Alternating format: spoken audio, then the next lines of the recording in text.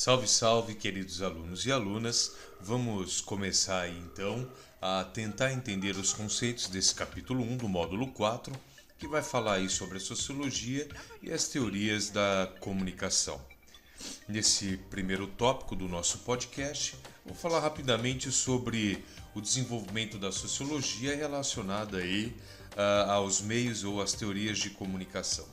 Como a gente pode observar, a sociologia ela vai se desenvolver a partir do momento em que nós vamos ter um processo de industrialização no século XVIII, 1700, urbanização, colonialismo europeu e através da criação dos chamados meios de comunicação de massa, que vão transformar aí a forma como as pessoas vão se relacionar umas com as outras e com o mundo. Um exemplo aí de um meio de comunicação de massa é o desenvolvimento, a construção de jornais e do rádio. Além disso, a tecnologia atrelada a esses meios de comunicação de massa vai modificar a forma como o conhecimento ele vai ser produzido, registrado, reproduzido e disseminado. No século XIX, nós vamos ter várias mudanças aí que vão propiciar o barateamento do papel para a impressão dos jornais e o encurtamento das distâncias, que vão transformar aí a visão do mundo e a cultura dos vários grupos sociais. Pensando nesses meios de comunicação de massa, nós vamos ter aí um processo de homogeneização cultural, que vai ser aí a base do processo de globalização. Quando eu falo de homogeneização cultural, o que se consome numa parte do globo também é consumido rapidamente em qualquer outra parte do globo. É daí que vai surgir o conceito de massa, onde no século XIX e século XX massa é considerada essa população rebaixada, indiferenciada e subalterna, que é sinônimo de desordem, anomia, disfunção. Na Europa, nós vamos ter aí esse conceito de massa atrelado à periferia dos grandes centros urbanos no continente europeu. Os intelectuais positivistas, que foram a base aí para o início da sociologia, vão definir a sociedade de massa como populações pobres e excluídas, consideradas inferiores e que levam aí à desordem da sociedade. Ainda com relação aos meios de comunicação de massa, nós vamos ter nos Estados Unidos uma escola que vai definir esses meios de comunicação de massa, ou vai tentar entender os meios de comunicação de massa a partir de uma abordagem quantitativa e estatística. Eles vão utilizar-se de números para entender como funcionam aí os meios de comunicação de massa.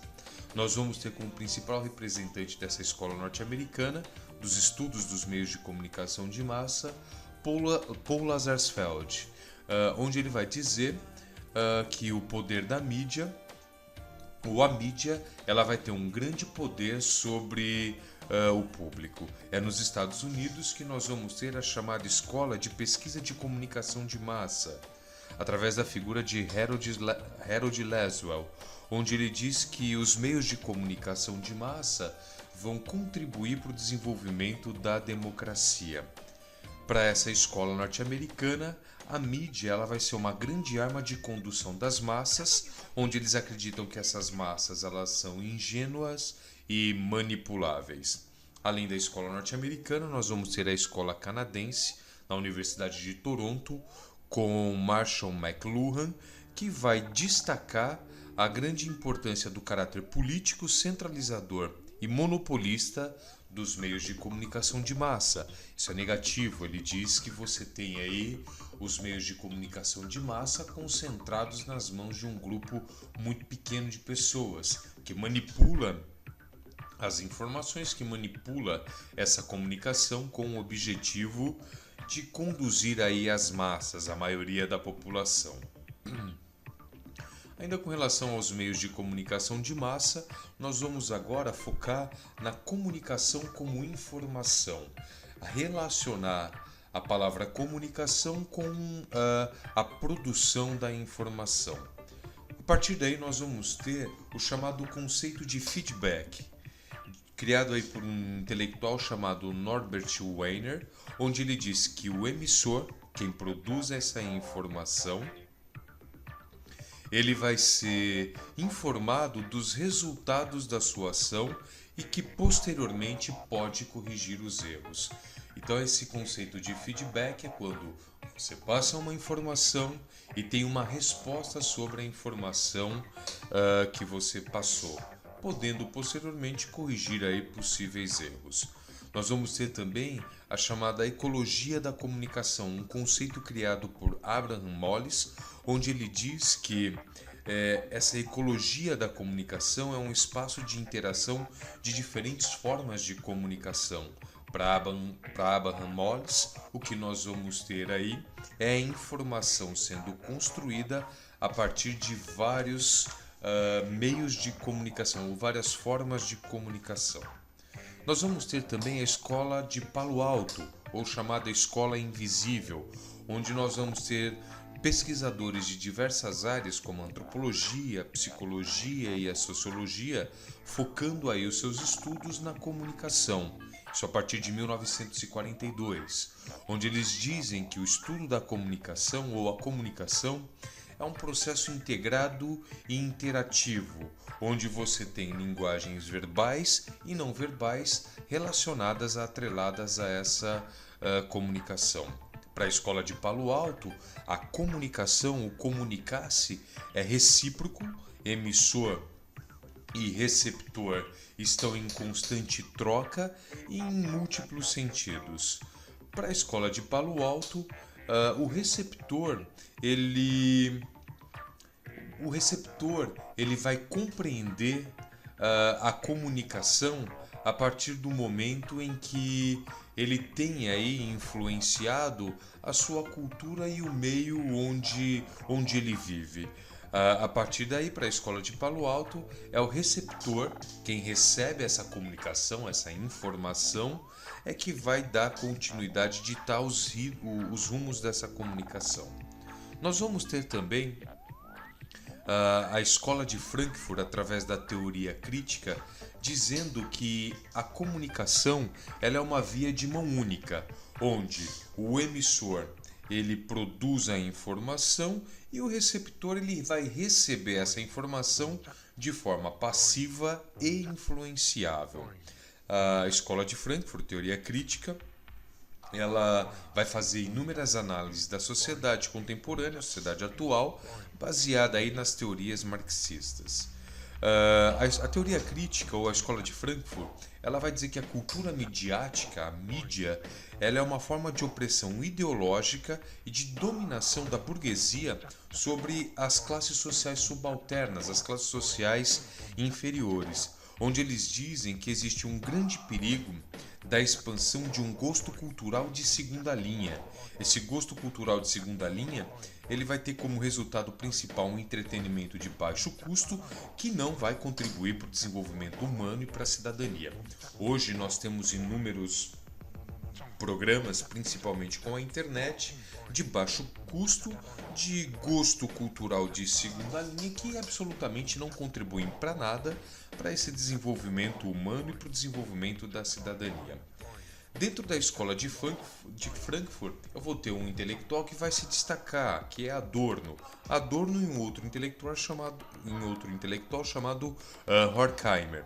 Adorno ele vai dizer que a cultura ligeira dos meios de comunicação, ou uma produção rápida dos meios de comunicação, vai homogeneizar, ou seja, vai tornar igual e vai empobrecer esse produto que está sendo produzido. É Adorno que vai criar o conceito da chamada indústria cultural em 1947, onde essa indústria vai produzir maciçamente, de forma seriada e tecnológicas, produtos voltados unicamente para interesses econômicos e financeiros, sem a preocupação da qualidade. Nós vamos ter também na Inglaterra a escola Cultural Studies, é uma linha de pensamento que ganha força em 1970 e diz aí que os meios de comunicação eles vão consolidar os princípios societários, ou seja, são os meios de comunicação que vão construir a sociedade. Para a escola Cultural Studies, os meios de comunicação eles vão aglutinar, eles vão unir os indivíduos em torno de algumas questões e valores éticos e morais. Nós vamos ter também na Cultural Studies estudos de recepção, onde os ingleses vão valorizar o papel do receptor, quem recebe essa informação. Na Cultural Study, os ingleses dizem que o receptor ele vai definir a compreensão da mensagem, da informação, a partir do momento em que ele está inserido num contexto cultural e social, ou seja, o entendimento da mensagem está intimamente ligado ao conceito cultural e ao contexto social onde esse receptor ele está inserido. Além disso, nesse capítulo nós vamos ter aí também dizendo que a comunicação ela é resultado do tempo e do espaço onde ela está inserida. Diz aí que existe um contexto cultural e histórico onde essa comunicação ela vai se processar. Isso quer dizer que a comunicação produzida no século XVIII é diferente do processo de comunicação que é produzido hoje no século XX. Bem, queridos alunos, eu termino aqui esse capítulo 1 do módulo 4, é isso mesmo, deixa eu só confirmar isso, capítulo 1 do módulo 4, estudem e estudem.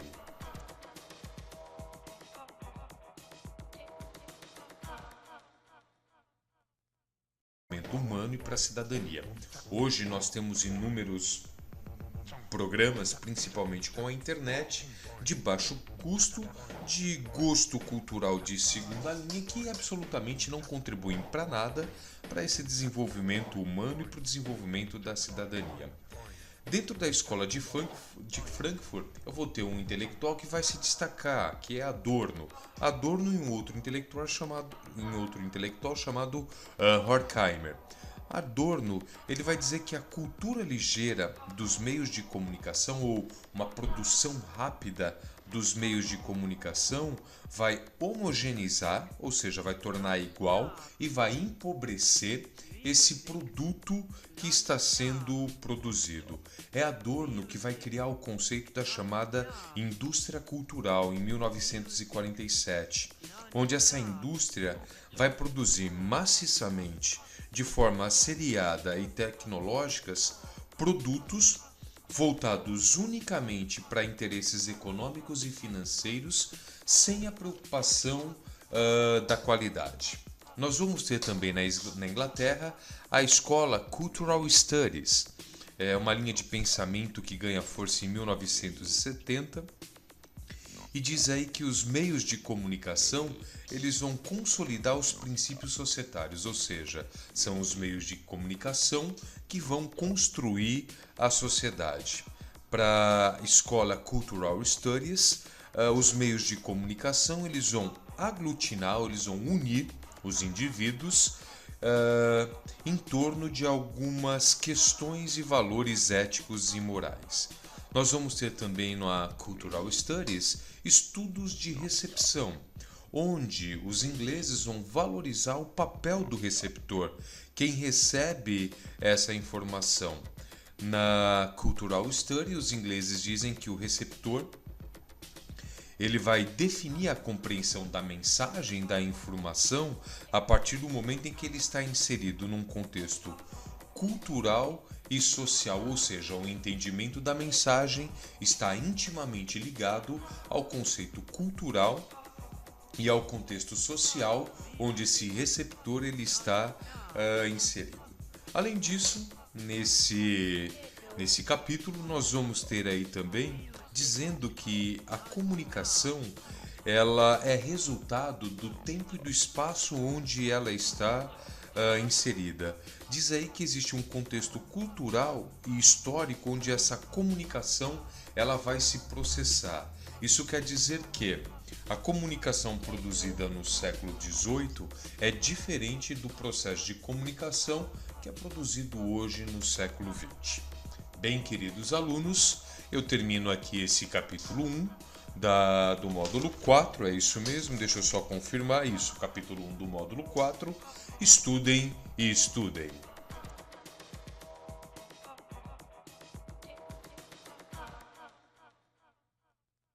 ligado ao conceito cultural e ao contexto social onde esse receptor ele está inserido. Além disso, nesse capítulo nós vamos ter aí também dizendo que a comunicação ela é resultado do tempo e do espaço onde ela está inserida. Diz aí que existe um contexto cultural e histórico onde essa comunicação ela vai se processar. Isso quer dizer que a comunicação produzida no século XVIII é diferente do processo de comunicação que é produzido hoje no século XX. Bem, queridos alunos, eu termino aqui esse capítulo 1 do módulo 4, é isso mesmo, deixa eu só confirmar isso, capítulo 1 do módulo 4, estudem e estudem.